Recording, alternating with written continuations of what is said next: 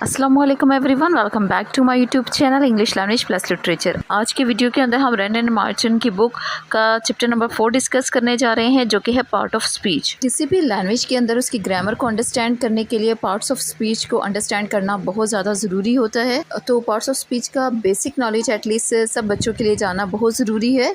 और इस चैप्टर के अंदर हम जो है पार्ट्स ऑफ स्पीच के सिर्फ बेसिक कॉन्सेप्ट को ही समझेंगे कि नाउन क्या होता है, प्रोनाउन क्या होता है, एडजेक्टिव क्या होता है, प्रेपोजिशंस क्या होते हैं, इन सब को हम अंडरस्टैंड करने की कोशिश करेंगे। तो जो हेडिंग है वो लिखी हुई है पार्ट्स ऑफ स्पीच। स्पीच का क्या मतलब होता है? जो भी हम बोलते हैं, जो भी लफ्ज़ हम बोलते हैं, सेंटेंस बोलते हैं, वो हमारी स्पीच में आता है। तो अगर हम कोई वर्ड बोलते हैं तो वो कौन सा पार्ट है, और अगर हम कोई सेंटेंस बोलते हैं तो उसके अंदर हमने कितने पार्ट्स यूज़ किए हैं, उसको हम डिस्कस करेंगे। तो चलिए सबसे पहले डेफिनेशन देख लेते हैं। Words are divided into different kinds और classes called parts of speech. तो सबसे पहले हम नाउन को देखते हैं। नाउन क्या है? एक नेमिंग वर्ड है, चाहे वो किसी जगह, चीज़ और इवन कि वो चीज़ें जिन्हें हम देख, सुन, टेस्ट कर सकते हैं, टच कर सकते हैं, स्मेल कर सकते हैं, वो सारे ऑब्जेक्ट्स भी हमारे नाउन के अंदर आएंगे। और इवन के आइडियाज़, हमारी थिंकिंग जो हमारे माइंड में होती हैं, वो सारी भी नाउन के अंदर ही शामिल होते हैं। जिस तरह से फर्स्ट एग्जांपल के अंदर हम देखें तो अकबर और किंग दोनों हमारे जो से नाउन है और दोनों फिजिकल फॉर्म में हैं। अब दूसरी एग्जांपल के अंदर देखें तो कलकत्ता और हुगली दोनों जो से हैं ये हमारे नाउन्स हैं। अब नेक्स्ट थर्ड एग्जांपल के अंदर द रोज स्मेल स्वीट, इसके अंदर रोज और स्वीट दोनों ही नाउन है। हालांकि स्वीट क्या है कि खुशबू है जिसे हम फील कर सकते हैं, वो एब्स्ट्रैक्ट फॉर्म में है, तभी ये हमारी नाउन में है। सन भी हमारा नाउन है जिसे हम देख सकते हैं, ब्राइट भी हमारा नाउन ही है। नेक्स्ट हिज करेज। अब ये करेज है, हम इसे देख नहीं सकते, फिजिकल फॉर्म में नहीं है, एक आइडिया है, एक फीलिंग है, हम जिनसे हैं इसे भी नाउन में कंसीडर करते हैं। और इसी तरह ऑनर भी हमारा जिनसे नाउन में शामिल होगा। तो कुल मिला के हम कह सकते हैं कि नाउन किसी बंदे, किसी जगह, किसी चीज़ और वो चीज़ें जिन्हें हम देख, सुन, टेस्ट कर सकते हैं, टच कर सकते हैं, स्मेल कर सकते हैं, और हमारे आइडियाज़, हमारी फीलिंग्स, ये सारी नाउन कहलाती हैं। इन सब चीज़ों के जो नाम हैं, इनको डिस्क्राइब करने के लिए हम कुछ नाम देते हैं, और ये सारे जो नाम है वो नाउन कहलाते हैं। नेक्स्ट पे हम बात करें तो वो है pronoun. Pronoun is a word use instead of noun, यानी ऐसे वर्ड जो कि नाउन की जगह पे यूज़ होते हैं। तो मतलब क्या हुआ कि अगर हमारे पास सेंटेंस में नाउन मौजूद है तो हमें प्रोनाउन यूज़ करने की, उसकी जगह पे कोई और नया वर्ड यूज़ करने की क्यों ज़रूरत पड़ती है? तो बात ये होती है, अगर हम किसी पर्सन का या किसी जगह का नाम बार बार यूज़ करेंगे, यानी उस नाउन को बार बार हम यूज़ करेंगे, तो वो बहुत ऑकवर्ड लगता है और बार बार इसी चीज़ की रिपीटिशन लगती है, जिससे वो सेंटेंस और वो पैराग्राफ बहुत ज़्यादा ऑकवर्ड लगेगा। तो इसे अवॉइड करने के लिए हम नाउन की जगह पे प्रोनाउन यूज़ करते हैं। इवन कि जब हम पैराग्राफ को स्टार्ट करते हैं या इनिशियल में हम उस बंदे का या उस जगह का नाम मेंशन करेंगे, ताकि रीडर को ये पता लग सके हम किसके बारे में बात कर रहे हैं। और फिर इसके बाद जो है हम उसकी जगह पे प्रोनाउन यूज़ करते हैं, ताकि वर्ड्स की बार बार रिपीटिशन भी ना हो, और दूसरा ये है कि सुनने वाले को और पढ़ने वाले को आसानी से बात भी समझ आ जाए। For example, John is absent because he is ill. अब फर्स्ट सेंटेंस जब हमने स्टार्ट किया तो हमने जॉन का वर्ड यूज़ किया, उसका नाम यूज़ किया, तो ये नाउन हो गया। लेकिन नेक्स्ट क्लॉज के अंदर हमने उसकी जगह पे, हमने जॉन की जगह पे ही का वर्ड यूज़ किया। और इसी तरह the books are where you left them. अब यहाँ पे बुक्स हमारी नाउन है, और नेक्स्ट हमने जो है उनकी जगह पे हमने प्रोनाउन यूज़ कर दिया। आगे प्रोनाउन की काफ़ी काइंड्स हैं, objective position, subjective position, possessive position, लेकिन वो हम डिटेल में जब इस टॉपिक को डिस्कस करेंगे उस वक्त हम इसे पढ़ेंगे। लेकिन अभी के लिए सिर्फ इतना जानना काफ़ी होगा कि ऐसे वर्ड्स जो कि नाउन की जगह पे यूज़ होते हैं हम उसे प्रोनाउन कहते हैं। आगे हम नेक्स्ट बात करें तो वो है adjective. Adjective is a describing word, it says something more about noun और प्रोनाउन। एडजेक्टिव एक ऐसी चीज़ है जो कि नाउन को या प्रोनाउन को डिस्क्राइब करती है, इसके बारे में कुछ चीज़ बताती है।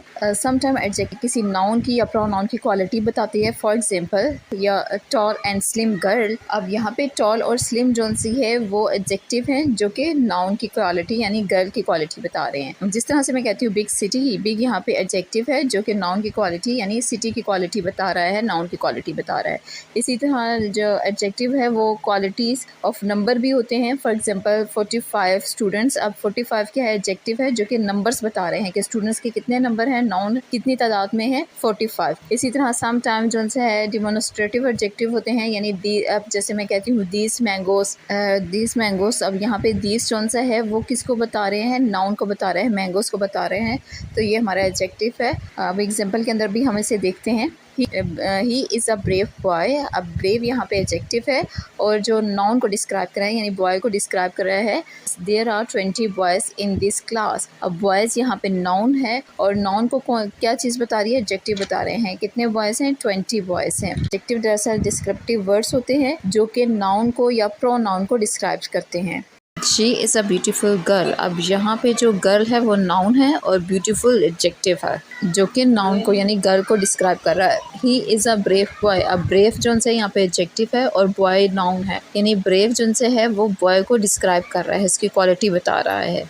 नेक्स्ट अगर हम पार्ट ऑफ स्पीच की बात करते हैं तो वो है verb. Verb is a word used to express an action और स्टेट। तो वर्ब होता है जो कि हमें नाउन या प्रोनाउन के एक्शन को बताता है या उसकी स्टेट को बताएगा कि वो किस हालत में है। जिस तरह से इस एग्जांपल में है, the girl wrote a letter to her cousin. अब यहाँ पे गर्ल क्या कर रही है, क्या एक्शन परफॉर्म कर रही है, लिखने का, तो रोट यहाँ पे हो गया वर्ब। इसी तरह Kolkata is a big city, अब कोलकाता क्या है, एक बड़ा सिटी है, तो यहाँ पे जो है स्टेट ऑफ बीइंग को बता रहे हैं कि कोलकाता कैसा शहर है, एक बड़ा शहर है। Iron and copper are useful metals, अब यहाँ पे आयरन और कॉपर क्या हैं, यूज़फुल मेटल्स हैं, यानी इसकी स्टेट ऑफ बीइंग को बता रहे हैं कि किस हालत में है कि वो यूज़फुल मेटल्स हैं, तो स्टेट ऑफ बीइंग को बताते हैं। तो वर्ब बेसिकली क्या होता है कि या तो ये एक्शन डिस्क्राइब कर रहे होते हैं या फिर स्टेट ऑफ बीइंग को डिस्क्राइब करता है। तो चलिए अब हम नेक्स्ट पार्ट ऑफ स्पीच की बात करते हैं जो कि है एडवर्ब। एडवर्ब का भी कोई ना कोई फंक्शन होगा, जिस तरह से नाउन किसी जगह, चीज़, आइडिया, फीलिंग्स का नाम है, और प्रोनाउन क्या है जो कि हमारे नाउन की जगह पे आता है। एडजेक्टिव क्या है, एडजेक्टिव ये है जो नाउन को डिस्क्राइब करता है। वर्ब क्या है जो कि एक एक्शन परफॉर्म करता है, स्टेट ऑफ बीइंग को बताता है। तो एडवर्ब क्या है, एडवर्ब क्या करता है, ऐड करता है something to the meaning of a verb, an adjective और एन अदर एडवर्ब।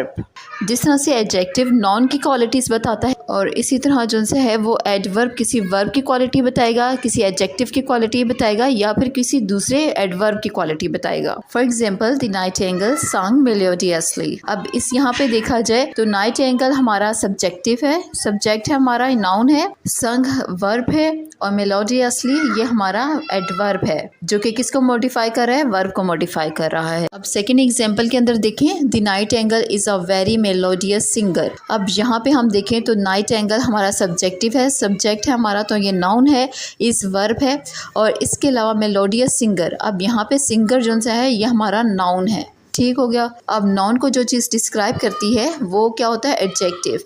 तो मेलोडियस हमारा एडजेक्टिव है और जो वेरी है ये मेलोडियस को डिस्क्राइब कर रहा है, यानी जो वेरी है वो एडजेक्टिव को डिस्क्राइब कर रहा है। तो जो चीज़ एडजेक्टिव को डिस्क्राइब कर रही है उसे हम एडवर्ब कहेंगे।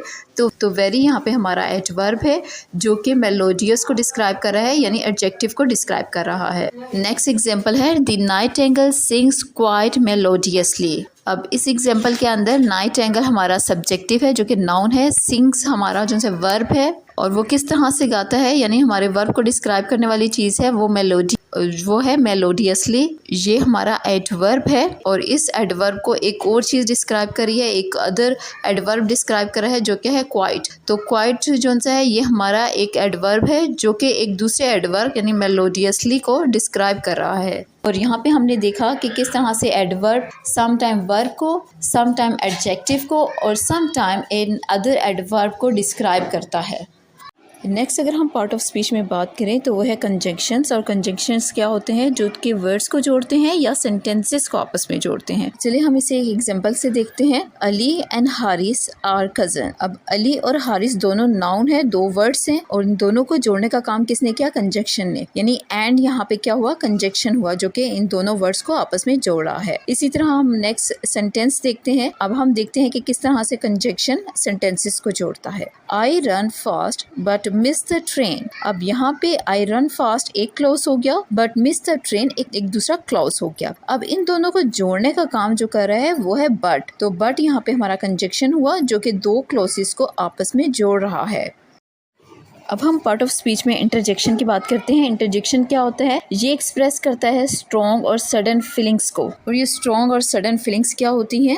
अगर सपोज मैं ये कहती हूँ we have won the match, क्या हुआ कि मैंने एक सिंपल सेंटेंस पास किया जिसमें मैं एक मैसेज कन्वे कर रही हूँ कि हमने जो है वो मैच जीत लिया। लेकिन इसी सेंटेंस को अगर मैं यूँ कहती हूँ hurrah we have won the match, अब यहाँ पे क्या हुआ कि मैंने अपने सडन जो एक्सप्रेशन थे, फीलिंग्स को अपने डिस्क्राइब किया कि मैं बहुत खुश हूँ कि हम मैच जीत चुके हैं। तो मेरे जब स्ट्रॉन्ग फीलिंग्स इसमें शामिल हुई उसको मैंने एक्सप्रेस किया, तो ये इंटरजेक्शन के अंदर आ गया। और इसी तरह सम टाइम हम हैरान होते हैं तो उस वक्त हम एक्सप्रेशन देते हैं, जैसे कहते हैं वाओ। इसी तरह अगर हम जो से हैं उदास होते हैं उस वक्त हम सम टाइम कुछ इस तरह के वर्ड्स बोलते हैं जो कि हमारी सैडनेस को एक्सप्रेस कर रहा होता है। For example अल्लास she is dead. तो यहाँ पे क्या हुआ कि ये जो वर्ड मैंने अल्लास बोला है ये मैंने अफसोस और दुख के साथ बोला है, जो कि मेरे सडन जो फीलिंग्स हैं, दुख की जो फीलिंग्स हैं उसको एक्सप्रेस कर रहा है। तो वेल ये तो था इंटरजेक्शन। इसका यूज़ इंग्लिश में बहुत कम होता है, ना होने के बराबर होता है। तो इस सेंटेंस के अंदर हुर्रा और अल्लास जो से हैं एक्सक्लामेशन है